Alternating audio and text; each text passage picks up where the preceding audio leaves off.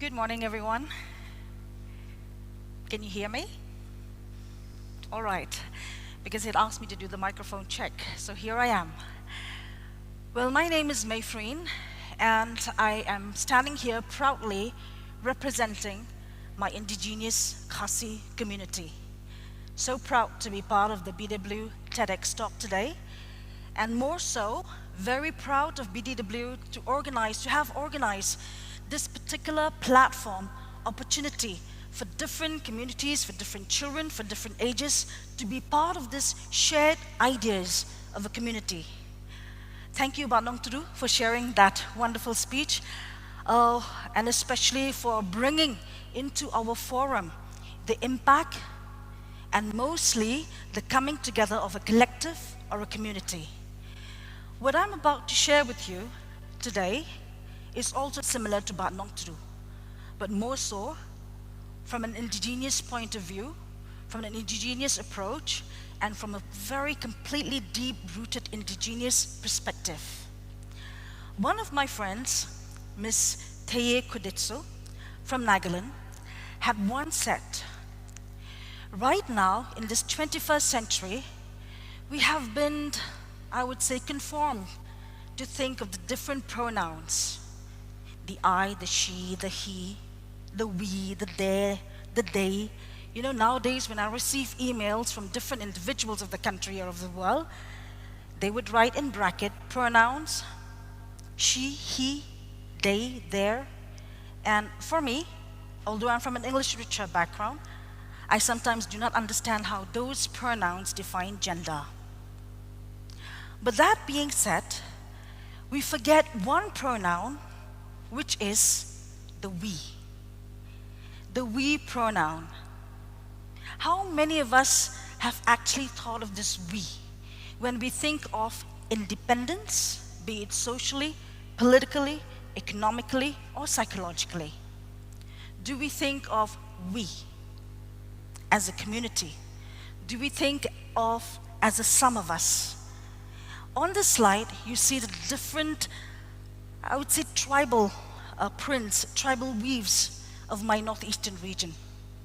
The region that I loved from the bottom of my heart, that I'm so passionate about. But every time I think of my region, every time I think of my state, our intellectual property have been taken for granted. One. Number two, our wisdom have been suppressed. Three, our natural resources, be it minerals or forest resources, are being ostracized and being taken for granted every day, even as I stand with you right now on this day. But how many of us would look to our region, my Northeast region, as a hub to exchange wisdom, as a hub where we can learn to decode environmental degradation, to decode the pronoun I, me, she, he, and turn it into we. So there, I thought, and I think, and I'm still thinking, and I'm still contemplating of this pronoun we. As I'm being, I would say, bombarded by ideas of being an independent woman, by this feminist approach of being independent. So do I forget the we by being an independent woman? Or do I also be independent and embrace the we of my community? And again, what in this 21st century that we have forgotten so far is sitting together around the hearth for storytelling. How many of us can say in this room that we sit at the dining table? Back then we didn't have dining table, of course. During my generation too, we didn't have dining table. But how many of us can say that we sit around the dining table and talk and exchange ideas and stories? Or do we hurriedly just see or experience time running by before our eyes and before our noses, without taking into consideration what we have not given to our children? We have given our children education, which is good. We have given them all the activities that money can possibly have. But how many of us can actually say we have inherently transformed the roots that we have to them? How many of us can proudly say that my children knows all of the folklores of my community, my indigenous community? How many of us can say that our children can also learn the wisdom of our indigenous communities? Or do we consider indigenous wisdom as wisdom that is redundant, as wisdom that is so old age, so old-fashioned, that we wish to further look into artificial intelligence rather than indigenous wisdom and intelligence? How do we look at these two as a separate entity, or how do we look at these two as an independent agenda? So if we look again into this indigenous wisdom of climate change, many countries, I think 167 or 197 approximately, have ratified the United Nations Declaration to promote, I would say to promote an environment in 1994.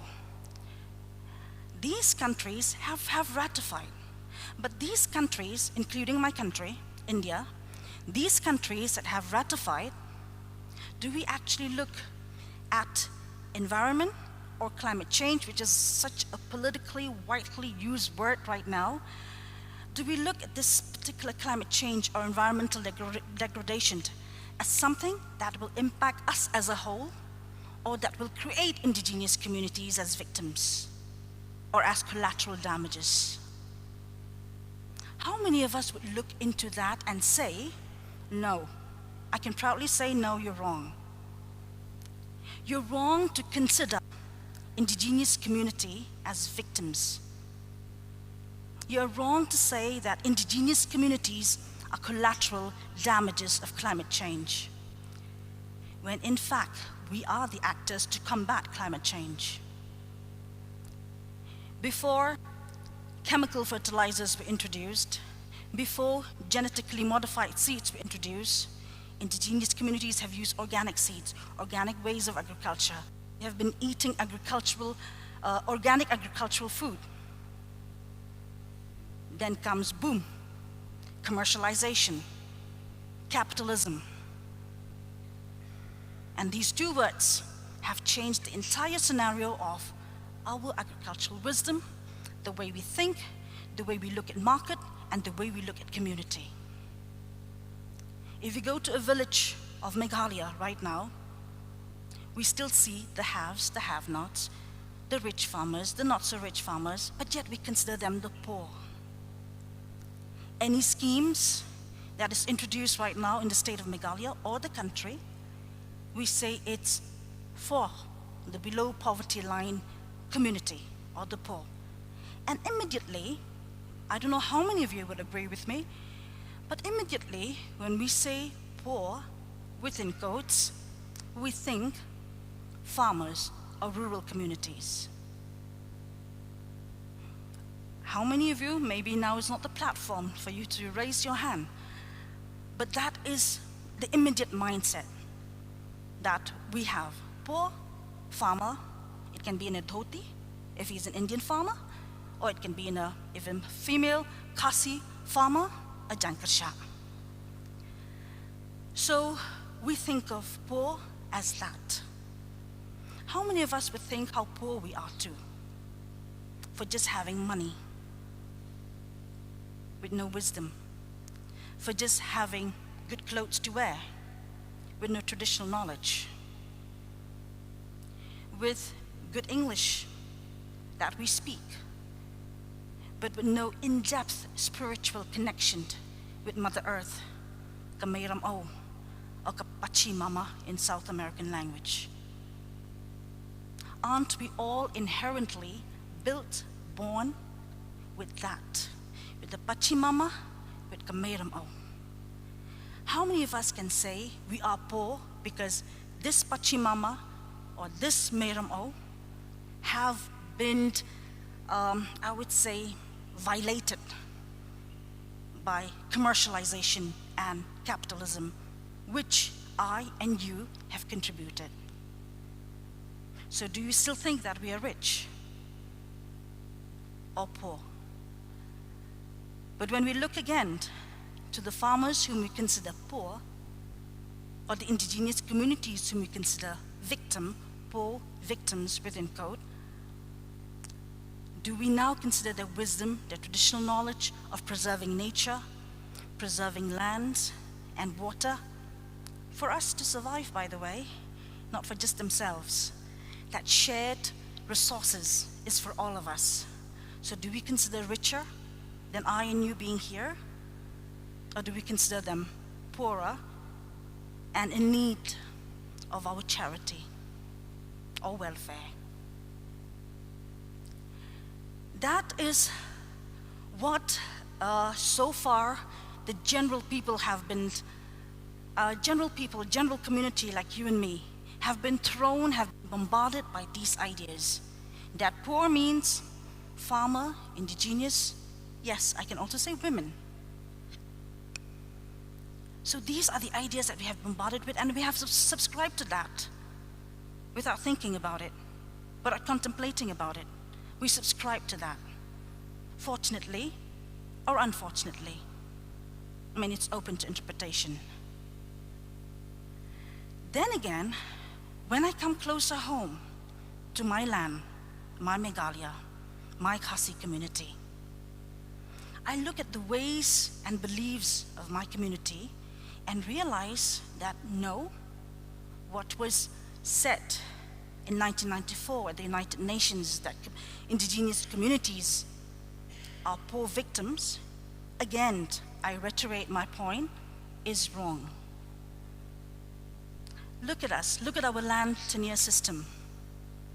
How many states in the country of India can say that we still have community land? Or Karirat,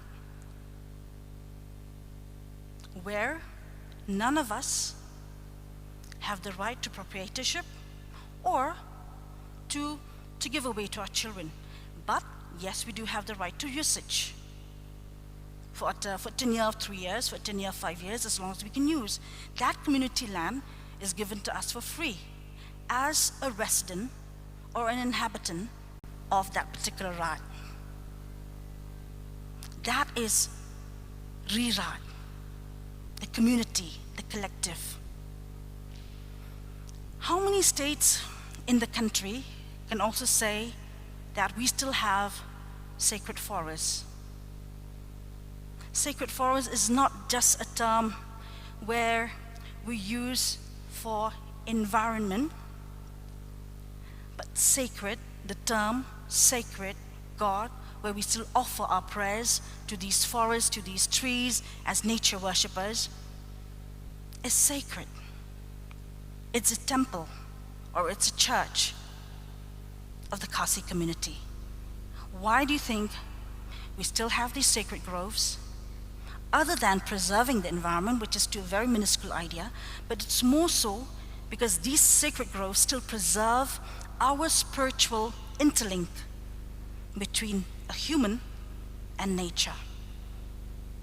What is of the earth, what is of the Mayram is not ours to claim or to own as an individual. Although we have Ryntathiang, which is lands of the Kur or the clan or private land, but that has a very small percentage as compared to Rirat. So how many of us can actually say or think that community shared resources can still be imbibed in this 21st century without us having to buy things for me and for myself? That is coming closer to home. Where we have indigenous communities, we have so much to teach, so much to share with the world and to the world. Why don't we change the policy of look east or look Southeast Asia to look northeast?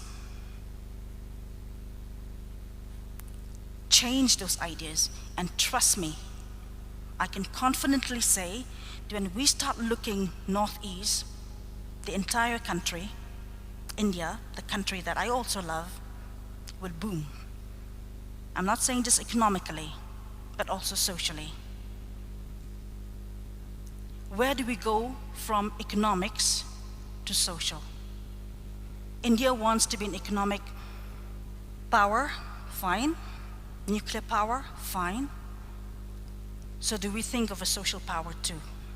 Where we as Indians, we as a community, we as a Khasi community, or we as a northeastern region come together and say, yes, we have so much to teach to the world, and yes, our wisdom will have no more COP meet in Paris, in Germany, or in all the European countries maybe, where we will not have any more of these COP meets.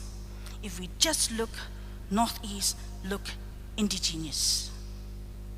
We will not, 167, 197 countries will have to rush to Paris, will have to rush to maybe to Britain to sit and think of climate change. How about we change that policy? And can proudly say that I, as an indigenous woman, can proudly say that if we look northeast, we'll also change the gender perspective, gender scenario of what we have been taught from the West. Why do we want to ape the West when we have so much to offer? Why do we want to ape any other cultures when we are rich in our own culture? Why do we want to ape in other languages when our languages are so rich in itself? Why is it considered old-fashioned to speak Khasi or Jantia or Garo, if I just say Meghalaya, and considered elite if we speak English or when we speak English? So what's so wrong with that particular thing called the language, Khasi, Garo, or Jantia? What's so wrong? Ladangakren Khasi minta. Do I sound old-fashioned? Do I sound illiterate? Do I sound ill-educated? But why is it that we have changed this concept of the richness of a language too, to be called illiterate? Mpat nang pat start lada pikiran khasitan, lada pikiran pareng, pin kam nang kam start, pis ngau nang snow start. Can we change this concept and revive like that resurgence of how rich we are in terms of language, culture, traditions, practices, preserving of the environment? Can we stand again together to awaken our senses by awakening our roots, to awaken our intellect by awakening our wisdom, to awaken what we teach to our children by reawakening our folklores? When I take folklore as a separate subject, now that I'm reading much more from an adult point of view, I see a lot of psychological inputs in the folklores of the Khasis, and a little bit of the Garos that I've read, and a little bit of the Nagas that I've read. A lot of psychological input, and I'll be honest with you, a lot of moral input. Where as a child, at least as when I was a child, I was not exposed to. But yet, when I read Cinderella, Snow White, or when I had grown up, maybe I read some other adventure novels, it made me feel worthy, because I could take out this book from a library that has English writing. But what has happened to our indigenous folklore? Where are they now? Do we see it in your library? At least in my school, none. They're just of these Khasi books, Power Wesop, Kadin Jat Ulang Shwa, those normal books which are required to be read anyway in the school. But what about those Khasi folklores? Where are those documentation? Why don't we see it in the library? Recently, when I was in Bangalore, I entered this bookstore, an old bookstore called The Blossom. I love the smell of old books. So I went to this old book section, and lo and behold, I found a Garo literature in this 3-story building of the Blossom bookstore in Bangalore. And I was so happy when I found this book on the Garo literature in that big a library, when I couldn't even find one in my school. So I come before you again to ask you to collate our ideas again, to bring back what we have lost, to bring back the roots. It's not too late. To bring back the roots that we have long been born in, that our blood runs through it. The indigenous blood runs through it. So can we bring this back again? A lot of people would disagree with me and say, but what about, the modern technology? A young boy just now, a 12-year-old, he said, brought something on the social media. So why can't we also use social media to promote indigenous concepts? Why do we have social media influencers who promote cosmetics, who promote different ideas of different companies, but not of the indigenousness? Can we look back, or can we relook again, introspect again? How best can our indigenous approaches, our indigenous concepts can be revived, revamped, and create a revolution of the minds? Thank you very much.